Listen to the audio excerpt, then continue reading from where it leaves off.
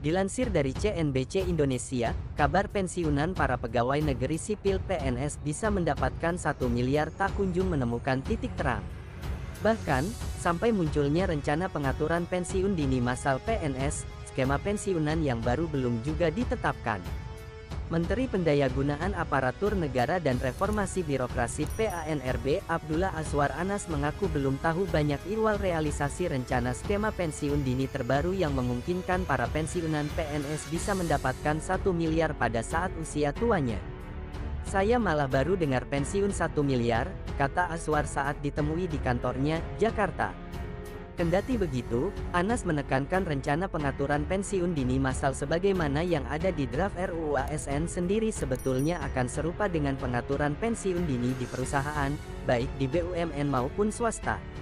Ini kan banyak terjadi di BUMN, bagaimana BUMN ini yang sebagian tidak produktif, kurang sehat, dia kan bisa mengajukan, dan dapat pensiun. Nah, bagaimana dengan jumlah ASN yang sekarang 4,2 juta ini yang kadang sebagian sudah sakit, tapi tetap hanya terima gaji," tuturnya. Menurut Anas, pengaturan pensiun dini itu pada dasarnya juga merupakan buah dari usulan para ASN, termasuk yang ada di daerah di samping DPR sendiri.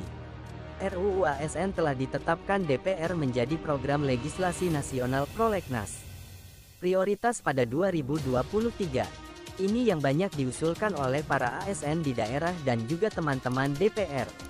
Nanti kita lihat seperti apa pembahasannya, nanti akan kami dengar dari mereka, tentu nanti akan kami berdiskusi dengan teman-teman DPR dan kemampuan keuangan pemerintah bersama Menteri Keuangan, kata Anas.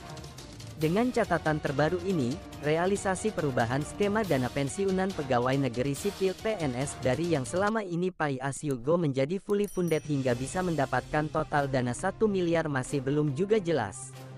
Direktur Anggaran Bidang Pembangunan Manusia dan Kebudayaan Direktorat Jenderal Anggaran Kemenkeu, Putut Hari Satyaka sebelumnya juga telah mengatakan hingga kini pihaknya masih gencar melakukan simulasi yang cukup panjang untuk mengubah skema pensiunan para PNS tersebut. Belum ada tahapan ke finalisasi perubahan skema. Belumlah 2023. Masih perlu simulasi yang cukup panjang karena konsekuensinya cukup besar. Artinya skema pensiun dari manfaat pasti ke iuran pasti itu konsekuensinya sangat besar, kata Putut saat ditemui di kantor Kementerian Keuangan, Jakarta.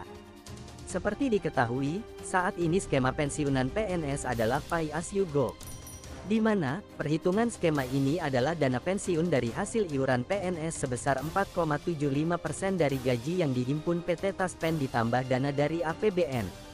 Dengan skema yang baru ini atau disebut dengan iuran pasti alias fully funded, uang pensiunan yang diterima PNS akan lebih besar, karena iuran yang dikenakan adalah persentase dari take home pay (THP) yang jumlahnya lebih besar.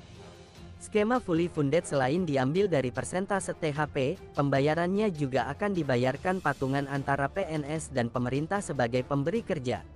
Maka dari itu, bukan hal yang mustahil pensiunan PNS bisa mengantongi 1 miliar.